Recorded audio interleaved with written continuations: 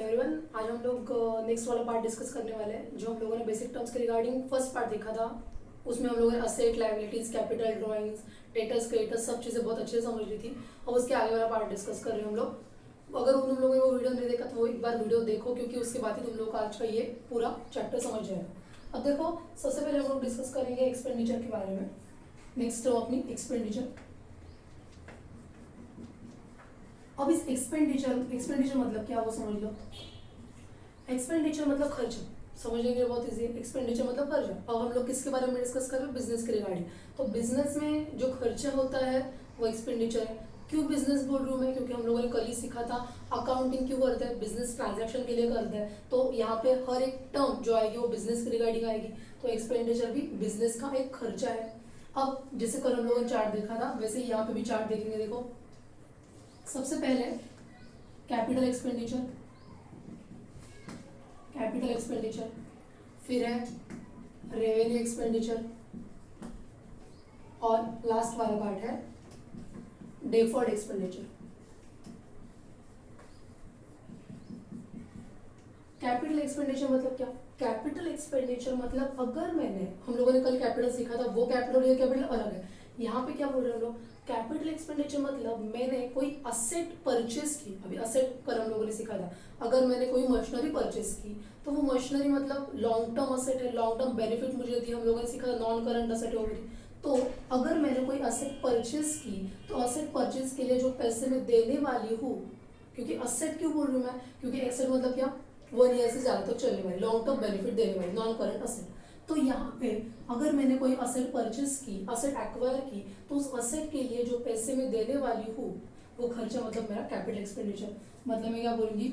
Asset अगर मैंने कोई एक्वायर की या फिर मैंने कोई असेट परचेस की जो मुझे लॉन्ग टर्म बेनिफिट देती है। लॉन्ग टर्म मतलब हम लोगों ने कल देखा, लॉन्ग टर्म मतलब क्या? 1 ईयर से ज्यादा वाला बेनिफिट देती है। तो कोई असेट मुझे एक्वायर करने के लिए जो खर्चा होता है उसको मैं बोलती हूँ कैपिटल एक्सपेंडिचर। बहुत सिंपल। और रेवेन्यू एक्सपेंडिचर मतलब क्या? रेवेन्यू एक्सपेंडिचर मतलब मैंने कोई ऐसा खर्चा किया जो मुझे डे टू डे करने के लिए लगता है, जैसे रिकरिंग बेस पे लगता है। रिकरिंग मतलब क्या? डे टू डे मैं कुछ ना कुछ करने वाली हूँ, जैसे कि मेरे month to month, day to day जैसे भी है। अगर मेरे पास जो एम्प्लॉय काम कर रहे हैं, हमारे बिजनेस में से मोबाइल शॉपिंग का, तो मोबाइल शॉपिंग के यहाँ पे अगर मैंने कोई एम्प्लॉय रखे तो उस एम्प्लॉय को जो पैसे मैं देती हूँ, उनको जो सैलरी देती हूँ, वो मेरी मंथ टू मंथ जाती है। वो मेरा रेवेन्यू एक्सपेंडिचर है, क्योंकि वो डेली बेस पे हो रहा है, मंथ टू मंथ बेस पे हो रहा है, कंटिन्यूस हो रहा है। इसलिए यहाँ पे बोलूंगी रेवेन्यू एक्सपेंडिचर मतलब जो रिकरिंग बेस पे चलता है, और ये नॉन रिकरिंग बेस पे चलता है। तो रिकरिंग बेस या फिर मैं उसको बोलूंगी डेली या फिर मंथली, जैसे भी है। इलेक्ट्रिसिटी एक्सपेंस, यस, मैं यहाँ पे एग्जांपल भी बोलती हूँ तुम लोगों को, सैलरी, फिर तुम्हारे इलेक्ट्रिसिटी एक्सपेंस, फिर तुम लोग करोगे टेलीफोन एक्सपेंस, जो भी वो खर्चा है तुम्हारा, वो क्या है? तुम्हारा रिकरिंग एक्सपेंस है, उसको हम लोग बोलते हैं रेवेन्यू एक्सपेंडिचर। ये हो गया तुम्हारा रेवेन्यू एक्सपेंडिचर। और लास्ट में जो पार्ट है तुम्हारा वो है डेफर्ड एक्सपेंडिचर। ठीक है, डेफर्ड एक्सपेंडिचर क्या है? हम लोग फिक्टिशियस असेट, जो कल वाला पार्ट हमारा पेंडिंग है, उसके साथ यहाँ पे डिस्कस करेंगे। देखो, ये जो रेवेन्यू एक्सपेंडिचर है, इस रेवेन्यू एक्सपेंडिचर को और एक बोला जाता है, उसको बोला जाता है रेवेन्यू एक्सपेंस भी बोला जाता है। रेवेन्यू एक्सपेंडिचर को मैं रेवेन्यू एक्सपेंस भी बोलती हूँ। फिर है एक हमारा रेवेन्यू एक्सपेंस। इस रेवेन्यू एक्सपेंस में भी हम लोग सीखेंगे 2 टर्म्स। एक है तुम्हारा आउटस्टैंडिंग एक्सपेंस, और एक है तुम्हारा क्या? Prepaid expense.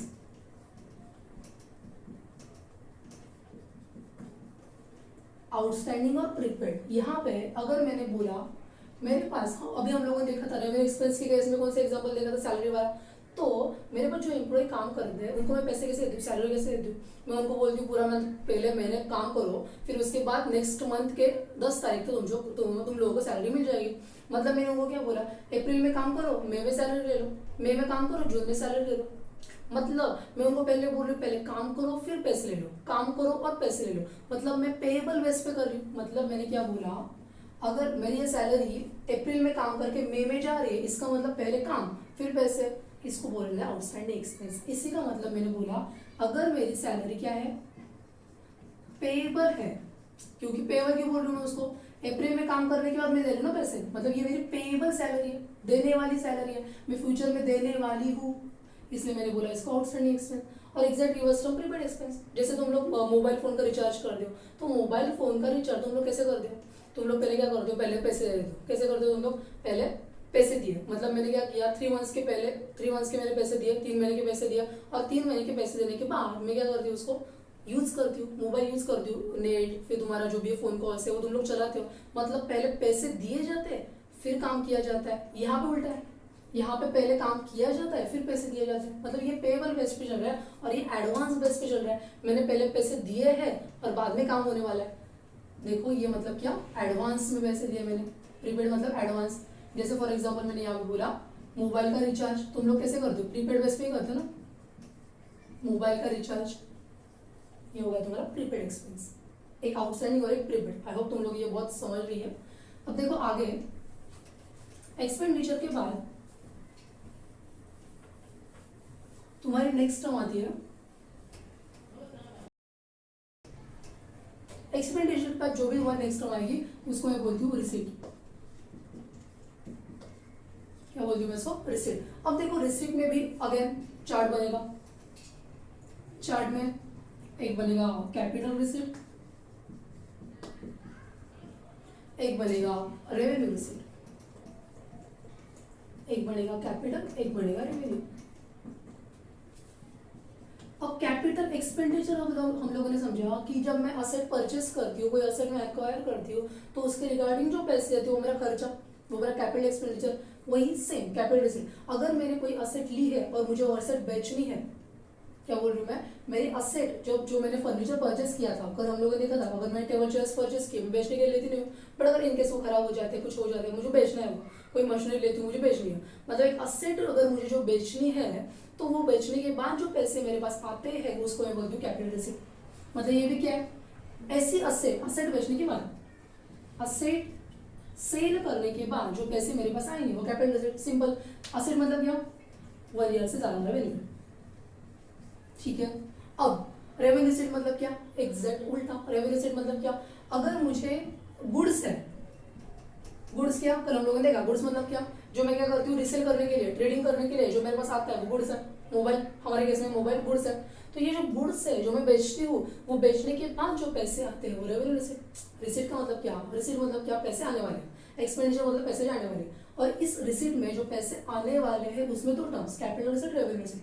कैपिटल रिसीट मतलब असेट सेल करने के बाद जो पैसे आएंगे वो कैपिटल रिसीट। रेवेन्यू रिसीट मतलब गुड्स सेल करने के बाद जो पैसे आएंगे वो रेवेन्यू रिसीट। सिंपल। अब आगे देखो, ये जो कैप रेवेन्यू रिसीट है, इसको जैसे हम लोगों ने देखा रेवेन्यू एक्सपेंडिचर को मैंने रेवेन्यू एक्सपेंस बोला, वैसे ही यहाँ पे रेवेन्यू रिसीट को मैं बस रेवेन्यू भी बोलती हूँ। क्यों बोलती हूँ उसको? Only revenue. ठीक है। अब देखो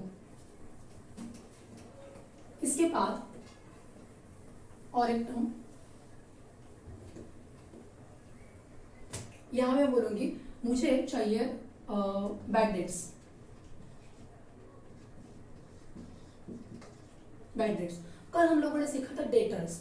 डेटर्स मतलब क्या, हम लोगों ने देखा था कि अगर मैंने, हमारे केस में एबीसी पर्सन जिसको मैंने सेल किया था, जिसको मैंने क्रेडिट पे सेल किया था, वो मेरा डेटर है।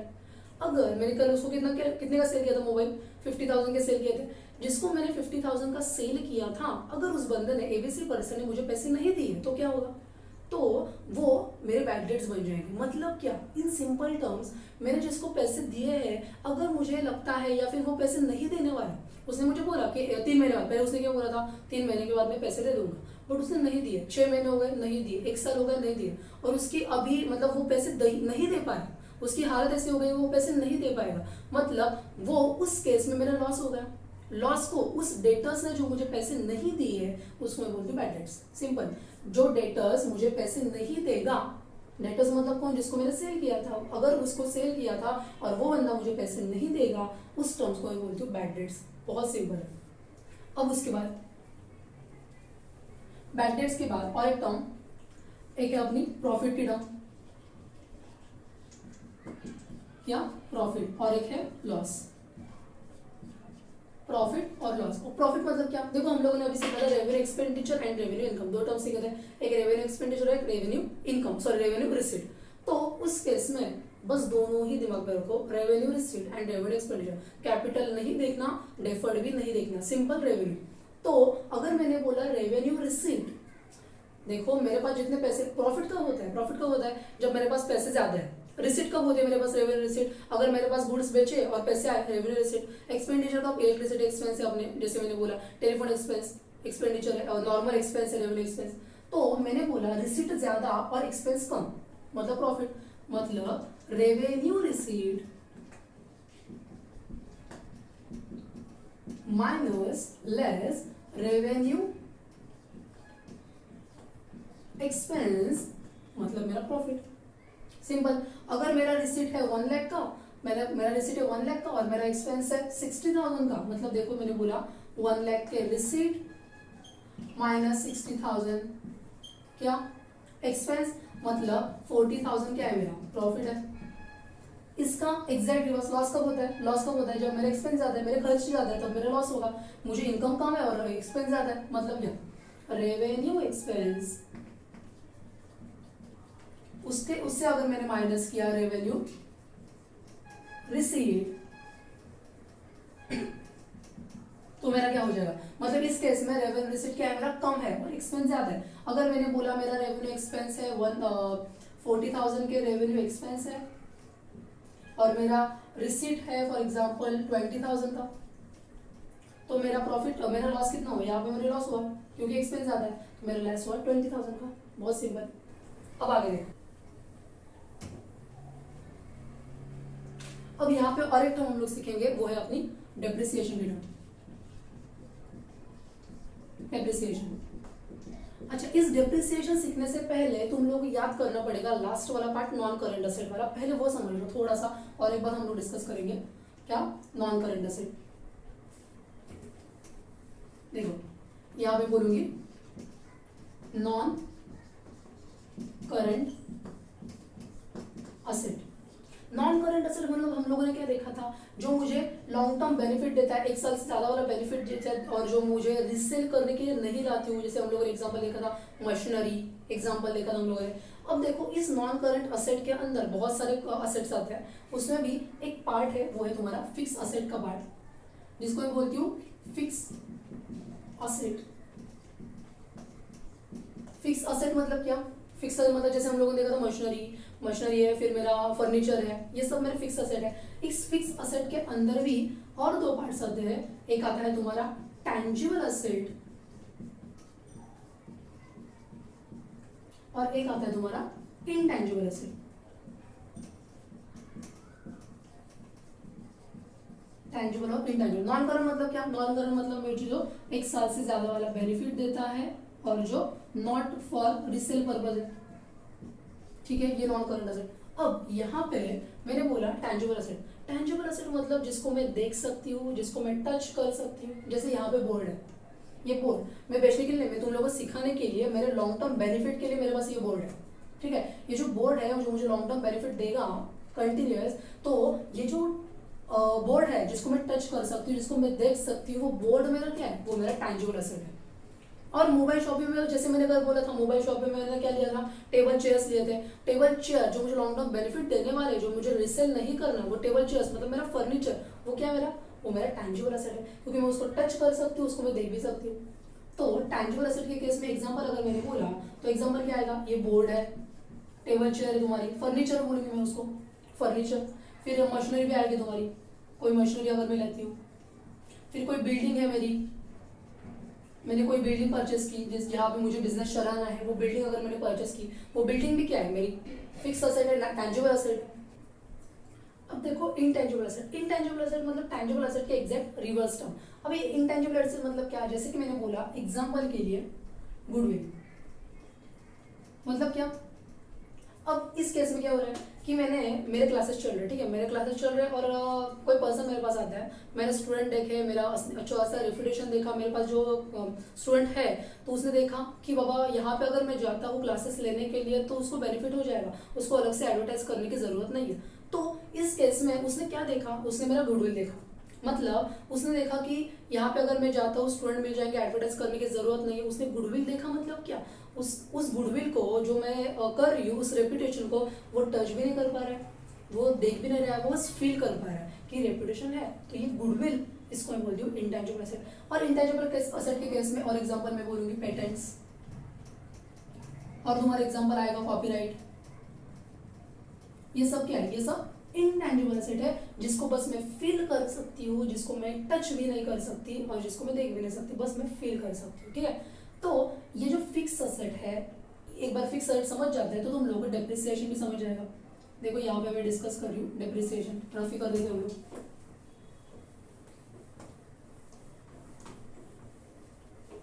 देखो अभी यहाँ पे बोलूंगी डेप्रिसिएशन, तो ये जो फिक्स एसेट हम लोगों ने देखा, उस फिक्स एसेट की वैल्यू कम होती है, उस फिक्स एसेट की क्या होती है, वैल्यू कम हो जाती है। जो फिक्स एसेट की वैल्यू कम होती है, कम होती जा रही है फिक्स एसेट वैल्यू, उस वैल्यू को मैं बोलती हूँ डेप्रिसिएशन। सिंपल। अगर मैंने कोई मशीनरी, कोई फर्नीचर, अगर ये बोर्ड या फिर जो टेबल चेयर मैंने परचेस किया, तो कोई भी फर्नीचर मैंने परचेस किया, उस फर्नीचर की वैल्यू है फॉर एग्जांपल के लिए 50,000, 50,000 का मैंने फर्नीचर परचेस किया। ये फर्नीचर में एक साल यूज करती हूँ तो उसकी वैल्यू कम होती है, सीधी बात है ना। अगर मैं स्क्रैप में बेचती हुई हूँ तो वो मुझे सामने वाला पर्सन 50,000 रुपीज थोड़ी देगा, मुझे वो वैल्यू कम, कुछ स्क्रैप में जो भी पैसे आएंगे, अगर डैमेज हो जाता है, कुछ भी हो जाता है, वैल्यू तो एक साल के बाद कम होगी। तो जो वैल्यू फिक्स एसेट के साथ जो फर्नीचर की वैल्यू कम हो रही है, उस वैल्यू को मैं बोलती हूँ डेप्रिसिएशन। बहुत सिंपल। ठीक है, देखो इसके बाद हम लोग डिस्कस करेंगे डिस्काउंट के बारे में। अब डिस्काउंट मतलब पता है तुम लोग, डिस्काउंट मतलब, चलो एग्जांपल के साथ समझते हैं। यहाँ पे भी एक चार्ट बनाता है, एक है तुम्हारा ट्रेड डिस्काउंट, एक है तुम्हारा कैश डिस्काउंट। ट्रेड डिस्काउंट है, एक है कैश डिस्काउंट। अब हमारे केस में जैसे मैंने कल बोला था, XYZ पर्सन जिससे मैंने 1 लाख से परचेस किया था और ABC पर्सन को मैंने सेल किया था। तो जो ABC पर्सन है जिसको मैंने सेल किया था, उसने मुझे पहले बोला कि मुझे कितने मोबाइल चाहिए। उसने मुझे बोला एक मोबाइल की प्राइस बोल, एक मोबाइल की प्राइस। मैंने बोला एक मोबाइल की प्राइस है 10,000 रुपीज़। तो उसने मुझे बोला कि 10,000 है तो मुझे 10 मोबाइल चाहिए। मतलब वो क्या कर रहा है, बल्क में मोबाइल लेके जा रहा है। ठीक है, 10 मोबाइल, मतलब क्वांटिटी बढ़ रही है ना, ये जो क्वांटिटी बढ़ रही है उसको मैं बोलती हूँ बल्क। वो मेरे से बल्क में मोबाइल लेके जा रहा है। तो ये जो मोबाइल की प्राइस, मैंने उसको बोला 10 मोबाइल चाहिए, तो मतलब उसकी प्राइस क्या हो गई, 1 लाख रुपीज़। उसने बोला इतने सारे मैं मोबाइल लेके जा रही हूँ, मतलब जा रही हूँ कैसे, 1 से 10 लेके जा रही हूँ, तो यहाँ पे मुझे कुछ तो डिस्काउंट दो ना। मैंने बोला ठीक है, तो डिस्काउंट यहाँ पे मैं जो दे रही हूँ उसको, बल्क के साथ था 10 मोबाइल लेके जा रहा है वो, तो यहाँ पे जो मैं डिस्काउंट उसको दूंगी, उस डिस्काउंट को मैं बोलूँगी ट्रेड डिस्काउंट। मैंने बोला ठीक है, काम करना, मैं तुम लोगों को डिस्काउंट देती हूँ, ट्रेड डिस्काउंट जिसको मैं बोलूँगी। उसका रेट मैंने उसको बोला एट द रेट ऑफ 10%। मतलब मैंने उसको डिस्काउंट कितना दिया, 1 लाख पर 10,000, 10,000 का डिस्काउंट दिया। मतलब उससे मैं कितने पैसे रिकवर करूंगी अभी ABC पर्सन से, 90,000 रुपीज। ये जो 90,000 रुपीज है वो मैं उससे क्या करूंगी, रिकवर करूंगी। ठीक है, मतलब ट्रेड डिस्काउंट समझ में आया तुम लोगों को। ट्रेड डिस्काउंट मतलब अगर जो क्वांटिटी बहुत सारी क्वांटिटी में लेके जाएगा उसको ट्रेड डिस्काउंट बोलेंगे, और वो फर्स्ट इसमें मिलेगा, फर्स्ट इसमें मैंने उसको ट्रेड डिस्काउंट दे दिया। अब याद रखो, हम लोग जर्नल एंट्री में भी सीखेंगे, बट अभी के लिए याद रखो, ये जो ट्रेड डिस्काउंट है वो कभी भी बुक्स में रिकॉर्ड नहीं होता।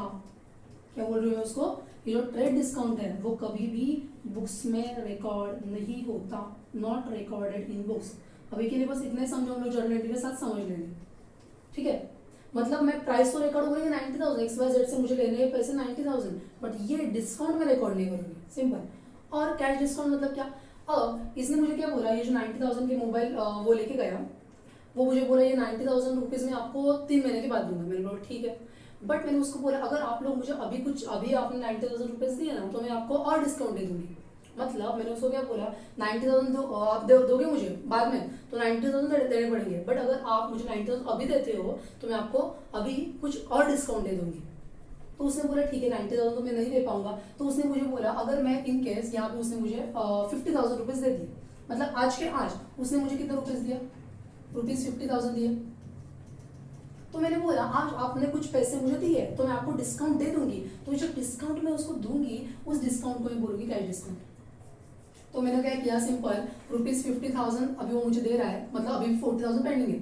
ठीक है, मैंने बोला ठीक है, डिस्काउंट आपको दे दूंगी मैं, कैश डिस्काउंट जिसको मैं बोलूंगी क्योंकि उसने इमीडिएट पेमेंट किया, समझ में आ रहा है, इमीडिएट पेमेंट किया इसलिए कैश डिस्काउंट। उसने मुझे बोला, मैंने बोला उसको कैश डिस्काउंट मैं आपको दे दूंगी कितना 5% से, या फिर यहाँ पे मैंने उसको बोला 10% से डिस्काउंट ले लो, अगेन डिस्काउंट 10% से मैंने दिया, तो मतलब मैंने उसको यहाँ पे डिस्काउंट कितना दिया 5000 का। मतलब अभी के लिए मैं उससे कितने पैसे रिकवर कर रही हूँ आज के दिन में 45,000। अगर मुझे उसने 90,000 रुपीज दिए होते तो ये 90,000 के ऊपर मैं 10% निकाल दी, सिंपल। जितने पैसे आज वो मुझे देगा उसके ऊपर 10% डिस्काउंट उसको मिलने वाला है। मतलब तुम लोग समझ रहे हो ना, जो कैश डिस्काउंट आता है वो ट्रेड डिस्काउंट के बाद आता है, ठीक है। एक बार ट्रेड डिस्काउंट आता है, उसके बाद उसने मुझे जितने पैसे दिए उसके ऊपर कैश डिस्काउंट डिपेंड करता है। ये जो कैश डिस्काउंट है वो हमेशा इमीडिएट पेमेंट पे तो आता ही है, और साथ ही साथ ये बुक्स में रिकॉर्ड होता है, रिकॉर्ड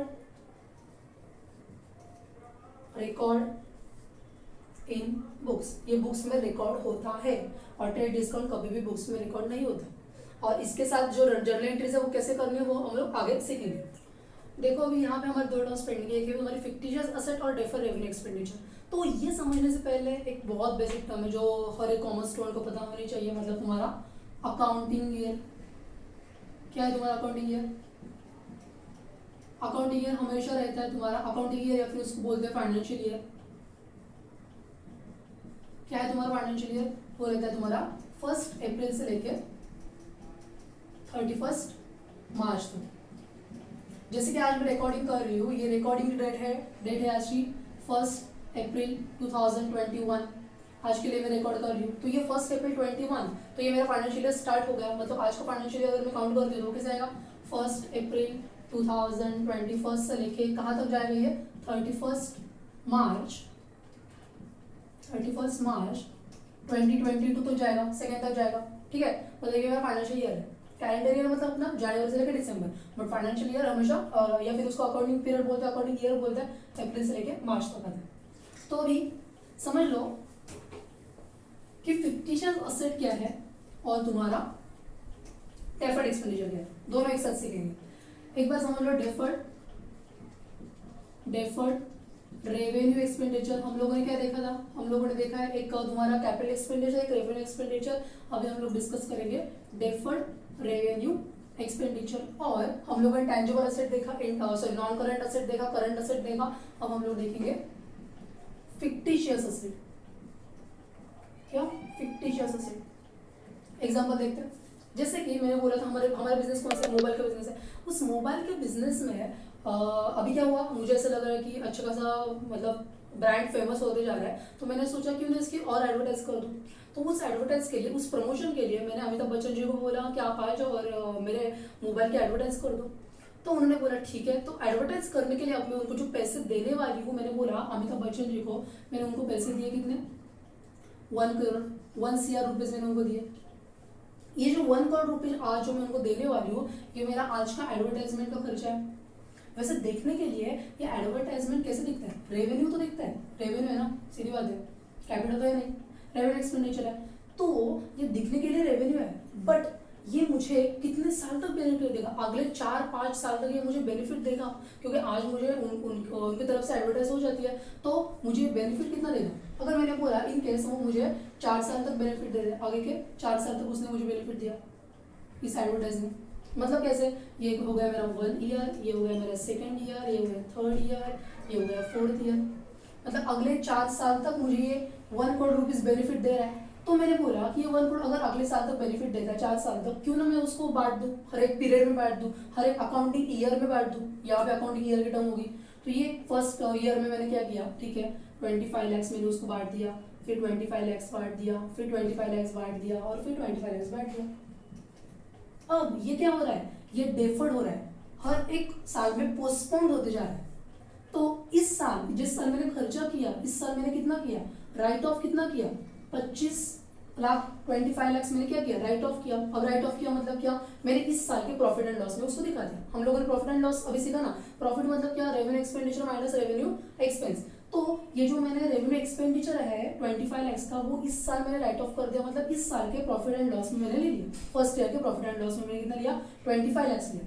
तो ये जो मैं बांट रही हूँ हर एक साल, इसको मैं क्या बोलूंगी, मेरा डेफर्ड रेवेन्यू एक्सपेंडिचर। मतलब ये जो 25 लाख मैंने इस साल किया, इसको मैं क्या बोलूंगी, ये मेरा हो गया डेफर्ड रेवेन्यू एक्सपेंडिचर, क्योंकि दिखने के लिए रेवेन्यू खर्चा है और मैं बांट रही हूँ, पोस्टपोन्ड करते जाती हूँ हर एक साल, इसलिए वो डेफर्ड रेवेन्यू एक्सपेंडिचर। अगर तुम लोग ये समझ जाते तो फिक्टिशियस एसेट बहुत आराम से समझ जाएगा। फिक्टिशियस एसेट मतलब क्या? फिक्टिशियस एसेट मतलब ये तुम्हारी टाइंजिबल एसेट नहीं है, इनटांजिबल एसेट नहीं है। ये फिक्टिशियस एसेट मतलब क्या? Losses which are not written off अभी हम लोगों ने देखा, रिटर्न ऑफ अभी समझ लिया हम लोगों ने, which are not written off in the accounting year in which it is incurred, but इस साल मैंने किया क्या? देखो ना, मैंने क्या किया, सिंपल, ये जो 25 लाख से इस साल मैंने कर लिया, ये मेरा डेफर्ड है, मतलब ये जो मैंने इस साल किया वो मेरा फिक्टिशियस एसेट तो नहीं है। मतलब देखो तुम लोग समझ लो, ये 25 लाख मैंने अलग से पकड़ा, ये जो 75 लाख बचे हैं सेकंड ईयर, थर्ड ईयर और फोर्थ ईयर में, कितने? 25, ये जो 75 लाख है उसको मैं फिक्टिशियस एसेट बोल दी हूँ। क्यों? क्योंकि ये 1 करोड़ है। देखो क्या बोल रहे हैं, losses which are not written off in this current year, मतलब जिस साल मैंने खर्चा किया उस साल मैंने उसको राइट ऑफ नहीं किया। 1 करोड़ में से मैंने कितना राइट ऑफ नहीं किया? बस 25 लाख राइट ऑफ किया और बाकी 75 लाख राइट ऑफ नहीं किया। तो जो राइट ऑफ नहीं किया उसको फिक्टिशियस एसेट बोलते हैं।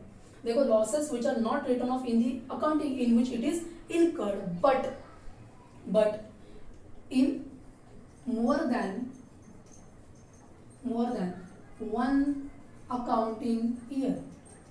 समझ में आ रहा है तुम लोगों को? देखो मैंने सेकंड, थर्ड और फोर्थ ईयर में उसको बांट दिया, मतलब 25 लाख क्या हुआ तुम्हारा डेफर्ड और बाकी जो बचे हुए तुम्हारा फिक्टिशियस एसेट। आई होप तुम लोग यहाँ तक के सब टर्म्स बहुत अच्छे समझ गए होंगे। अगर ये टर्म्स बहुत अच्छे समझ जाता है तो तुम लोगों को आगे जाके जो हम लोग एक्चुअल जर्नल एंट्रीज और बाकी टर्म जो सीखने वाले हैं वो तुम लोग समझ जाओगे। आज के लिए बस इतना ही, बाय।